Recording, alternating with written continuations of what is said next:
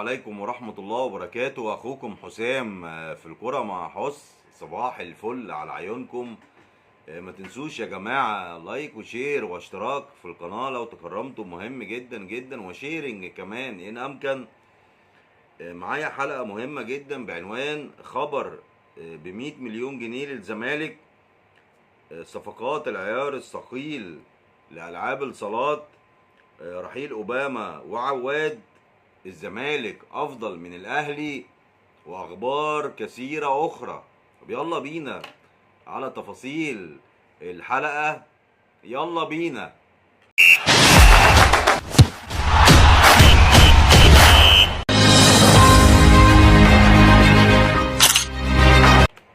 مرة تانية يعني بعود لحضراتكم، يعني اخدكم كده في جولة سريعة عن اهم كواليس نادي الزمالك اليوم واخبار نادي الزمالك اليوم. نادي الزمالك بيخوض يعني مران استشفائي لكل اللاعبين علشان ماتش يوم الداخلية يوم الأحد القادم في الدوري. ما عدا عبد الله السعيد اللي جرى يعني حوالين الملعب في تدريبات بسيطة. عبد الله السعيد يا جماعة يعني بيثبت يعني مرة بعد الأخرى ان هو افضل صانع لعب داخل الدوري الممتاز. يعني فاكرين لما كنا بنقول ان هو عنده 39 سنة وان هو هيبقى صفقة فاشلة لنادي الزمالك؟ لا طبعا، بيتحدى نفسه وبيتحدى كل يعني اللي حوله، يقولوا لا عبد الله السعيد مش هيكمل كورة. لعب اخر 9 مباريات مع نادي الزمالك، سجل 6 اهداف، وعمل 3 مساهمات اسيست. ايضا برنامج تأهيلي لسيف جعفر اللي هو يعني جه زي ما جاش، يعني مش عارفين ايه الفايدة الحقيقة من سيف جعفر. ايضا من ضمن اخبارنا لنادي الزمالك جوزيه جوميز صعد حارس مرمى من مواليد 2005 اسمه يوسف حمادة علشان يبقى مع محمد صبحي والموهبة عمر عبد العزيز، وانضم ليهم يوسف حمادة. يعني عشان لسه مترددين يا جماعة هل محمد عواد، وانا جاي لكم في اخبار جديدة عنه، هيجدد ولا لا. كلنا يا جماعة شفنا ماتش الامس ما بين النادي الاهلي بكل امكانياته وبكل عظمته مع فريق الالومنيوم، يعني اضعف فرق الدرجة التانية. تخيلوا يا جماعة ان يعني فريق الالومنيوم اضعف بكتير جدا من فريق بروكسي، ورغم ذلك النادي الاهلي كسب عليه يعني بضربة حظ في الدقيقة 93 بلس 90 من شوطة لمحمد هاني المدافع، راح مدخلها تاني جوه الملعب. بعد كده استطاع ان النادي الاهلي يحرزها هدف، رغم ان هو كان نازل بكل الاساسيين يعني زي كهربا، وسام ابو علي، رضا سليم، مروان عطية، وتغييرات زي قفشه واليو ديانج وبيرسي تاو، غير كريم فؤاد وعمر كمال. لا محمد هاني طبعا، عكس نادي الزمالك اللي هو يعني ما عندوش غير اساسيين، ستاف واحد بس. النادي الاهلي عنده الاساسيين زي البودلة، ونادي الزمالك كمان بيدعم بناشئين.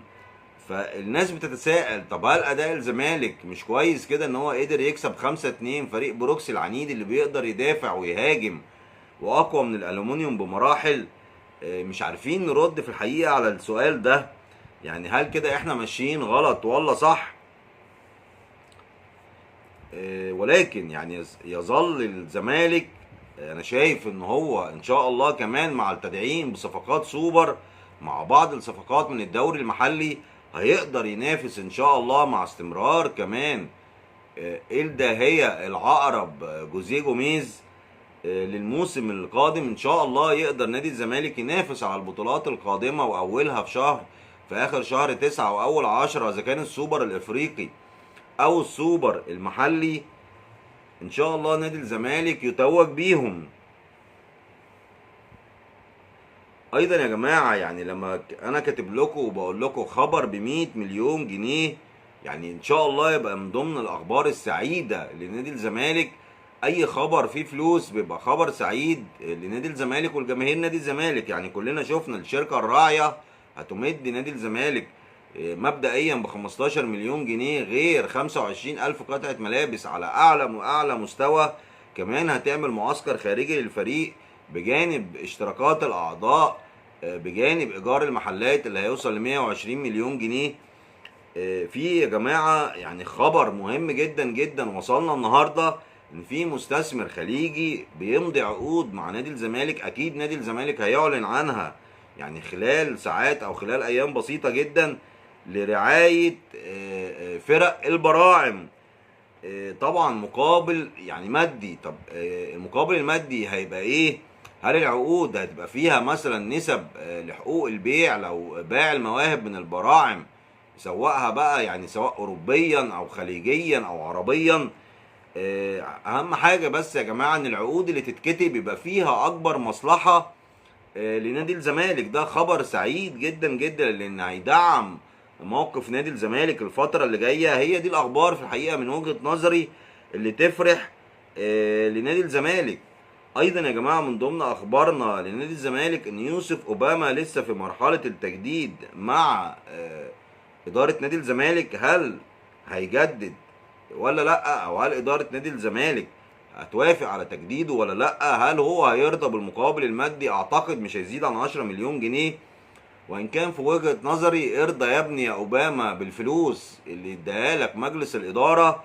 لو رحت اي نادي تاني هتتبهدل، انت مستواك يعني متوسط او عادي جدا. نفس الكلام هنقوله برضو العواد، ارضى برضو بنصيبك يا عواد. يعني بعد ما كان راتبه بيوصل ل 18 مليون جنيه في الموسم الواحد، نادي الزمالك عارض عليه ما يقرب تقريبا من 10 ل 12 مليون جنيه كحد اقصى. برضه يا عواد انت مش من اصحاب المستويات العاليه، ولا انت ولا اوباما لو مشيتوا يعني محدش هيدعم موقفكم من جماهير نادي الزمالك. ارضى برضه، لان لو رحت اي انديه تانية في الدوري اكيد مش هتلاقي نفس الشعبيه ونفس الجماهيريه في نادي الزمالك. في الحقيقه يا جماعه نخش بقى على العاب الصالات، لان فيها مفاجآت من العيار الثقيل. شكله كده الزمالك الموسم الجديد في العاب الصالات عايز يخش اجواء المنافسه، لان في الحقيقه كان شكله صعب جدا يعني باستثناء كاس افريقيا للطايره، يعني بطولات بسيطه جدا جدا طلع الموسم صفري في العاب الصالات. الزمالك بيتعاقد مع 3 لاعبات في كرة اليد من العيار الثقيل مرة واحدة، لاعبات البنك الأهلي ونادي الشمس، جنة الله وفريدة الشرقاوي وسلمى عبد الرازق. طبعا ده خبر جيد جدا، يعني تدعيم لكرة اليد النسائية، لأن برضه خسرت كل الألعاب كل البطولات العام الماضي.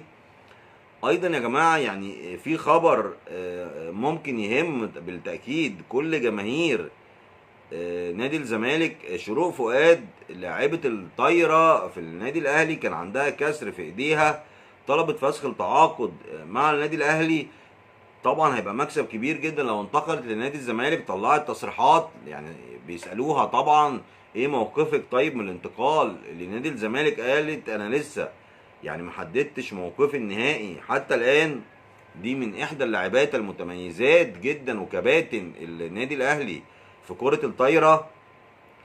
ماتش يوم الاحد القادم مع الداخلية في الدوري، عايزين يا رجالة يلا شد حيلكم نحسن مركزنا في الدوري. يعني ما ينفعش يبقى مركزنا متأخر.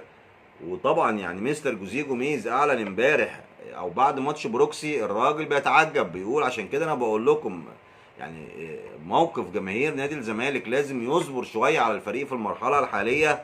بيقول لما بلاعب الشباب الجماهير بتنتقدني، طب اديني لعيبه الاساسيين برضو طالعه الجماهير بتقولي طب فين الشباب؟ في الحقيقه الوضع محير جدا. وبيقول كمان انا بعمل لمصلحه النادي اللي فيها اللي احنا لازم نلعب باكثر عدد من الشباب في المرحله الحاليه. وفي الحقيقه هو عنده حق. يعني شفنا دلوقتي طلبات كتيره جدا من بعض الانديه في الدوري على الشباب لان ظهروا في الصوره. يعني لو ما كانوش هيلعبوا بعض المباريات، وخصوصا كمان يعني بعد انعدام نادي الزمالك موقفه على المنافسه، فمش هتفرق في وجهه نظر الحقيقه الخامس من السابع من التاسع. ولكن هيبقى في مكاسب ماديه هتعود لنادي الزمالك في الصفقات، في تبادل صفقات ما بين الشباب وما بين الكبار. يعني يقدر نادي الزمالك يبدل صفقات من بعض الشباب بصفقه مثلا من احد الانديه ويدفع مقابل مادي، بدل ما يدفع مقابل مادي عالي يدفع مقابل مادي اقل. وقال كمان اكد ان هو في المباريات القادمه علشان راحه اللاعبين الكبار اهو، يعني بيدينا اهو جرس انذار علشان يفهم جماهير نادي الزمالك لا اصبروا علينا بقى في المرحله اللي جايه، هنلاعب اكبر عدد من الشباب لراحه اللاعبين. لازم يا جماعه اللعيبه الاساسيين ياخدوا راحه، وخصوصا اللي انت داخل على بطولات يعني حميه الوطيس وما ادراكم ما النادي الاهلي في السوبر الافريقي، وما ادراكم ايضا ببطوله السوبر اللي هتلعب بعدها السوبر المصري في الامارات. هيبقى عندك بقى الاهلي وبيراميدز، يعني بلوتين كبار جدا. ايضا يا جماعه يعني من ضمن الحاجات المثيره للجدل اللي استوقفتني في موضوع الصفقات زي ما قلنا لكم تصريحات جوناثان نيبوين لاعب مودرن سبورت بالامس، ان اللاعب بيقول انا في مفاوضات مع نادي الزمالك ولا اتحدث الى اي انديه اخرى، والمفاوضات تسير بشكل جيد.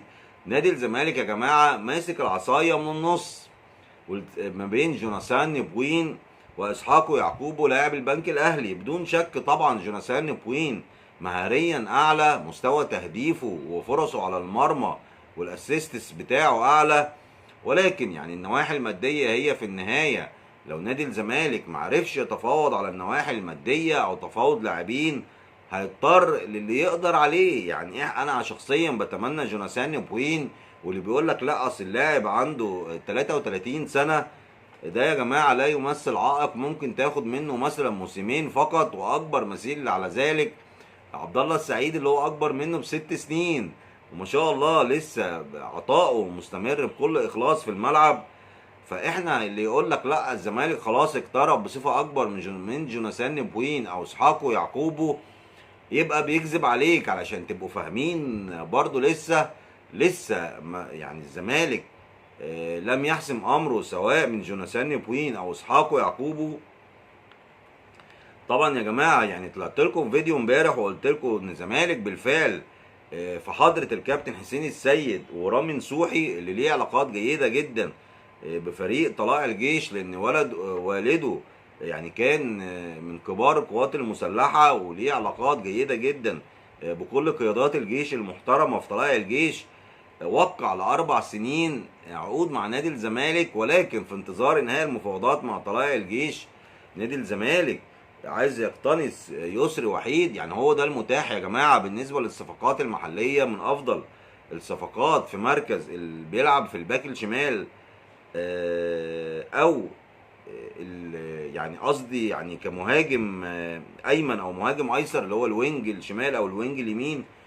في انتظار انتهاء المفاوضات مع طلائع الجيش هنشوف يعني ان شاء الله نادي الزمالك يكمل المفاوضات مع نادي طلائع الجيش. وخلي بالكم نادي طلائع الجيش يعني عكس مثلا النادي الاهلي بتربطه علاقات جيده جدا بنادي الزمالك، يعني بيبقى نادي الزمالك عرف ازاي يتعامل مع نادي الجيش المحترم، عكس النادي الاهلي اللي هو معرفش يتعامل اصلا مع نادي طلائع الجيش او من انديه الجيش بصفه عامه.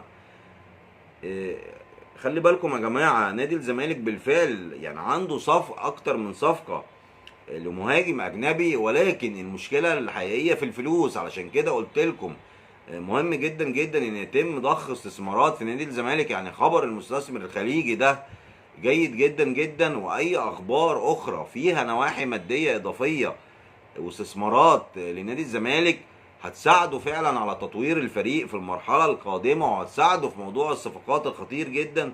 لو نادي الزمالك ما قدرش يجيب صفقه اجنبيه هيكتفي مثلا بمهاجم من الدوري المحلي بجانب سيف الدين الجزيري، وهيبقى ده المتاح قصاده. ولكن نتمنى يعني صفقات اجنبيه بجانب ايضا تدعيم اكتر من لاعب في اكتر من مركز بصفقات برضو يعني مثلا من الشمال الافريقي، لان مستوياتهم في الحقيقه اعلى من الخامات اللي موجوده داخل الدوري المصري. يا رب في النهايه نكون يعني نلنا اعجابكم. وهدف الكرة مع حس يا جماعة الحقيقة يعني بيحب يجيب كل التفاصيل اللي تهم عشاق نادي الزمالك والساحرة المستديرة. ما تنسوش يا جماعة لايك وشير مهم جدا جدا، واشتراك في القناة وتفعيل زر الجرس علشان يوصلكم كل ما هو جديد. واللي ما اشتركش اهلا وسهلا بيه في قناتنا. تحياتي لكم، والسلام عليكم ورحمة الله وبركاته.